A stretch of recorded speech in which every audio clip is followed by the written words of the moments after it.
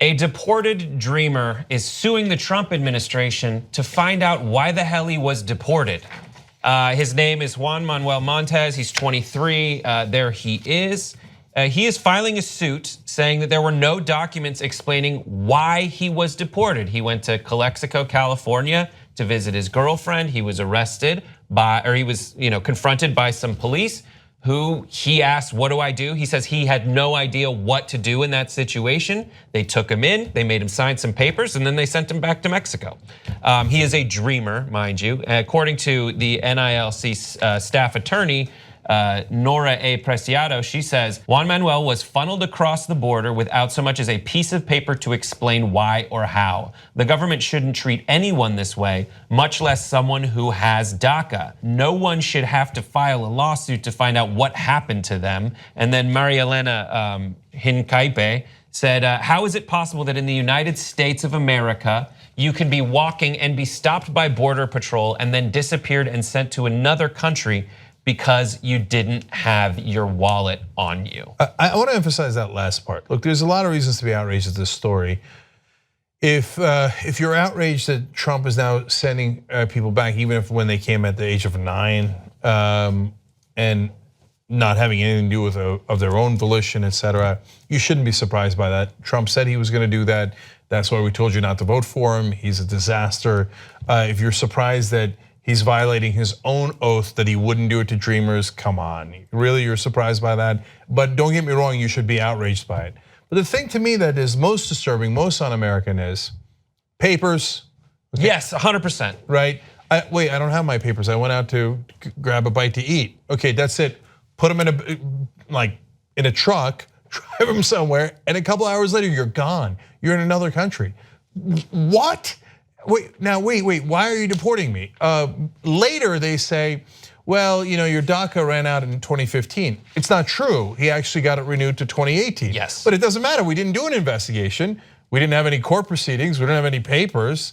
We didn't let you get your papers. We just found you in the streets.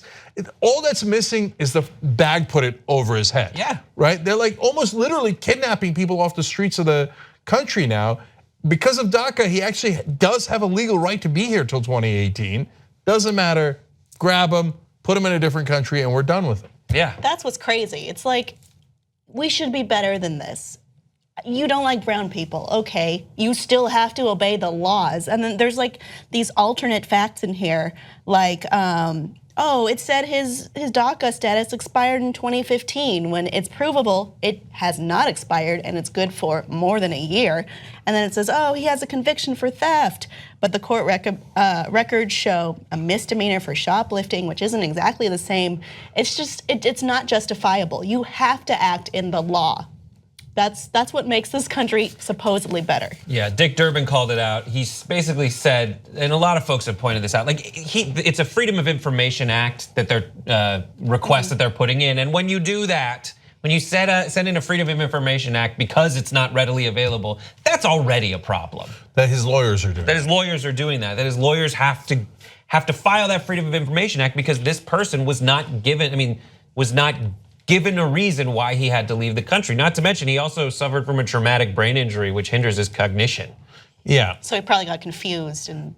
Yeah, that could certainly be the case, and then he tried to get back in because he's trying to go home. They're like, "Oh, now you're in real trouble." But dude, you kidnapped me and put me in a country I don't live in. Yeah. He's like, I have to go to work, right? Work is gone, home is gone, family is gone, everything is gone. We have courts in this country so that we can adjudicate if we're right or wrong. And it turns out, as Kim pointed out, that we were wrong on several fronts. It matters if it's a felony or a misdemeanor. It matters if you have papers that last till 2018 or don't have them, right? But we never bother to find out because we now live in Trump's America. Right, and what are we putting our resources toward? Are we arresting this guy who was visiting his girlfriend who has one shoplifting arrest? I just don't think that that's what we should be focused on right now. But apparently a lot of folks have some time on their hands because Steve King decided to chime in on Twitter. He posted this photo on his Twitter. First non-valedictorian dreamer deported. Border Patrol, this one's for you. And that is a Stein that is a police badge on it and not a stormtrooper hat. It does kind of look like stormtrooper it, hat. Yeah.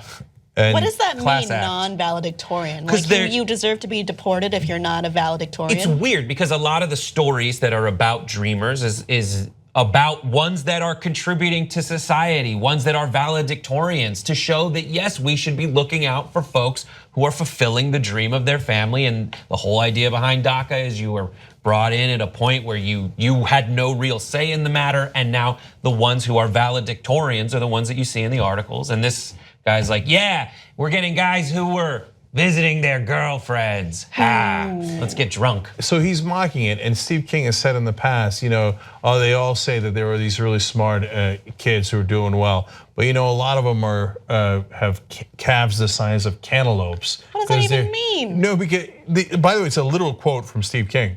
And he said because they're dragging all this marijuana into the country, and that's why their calves are so large. First of all, weed's not that heavy.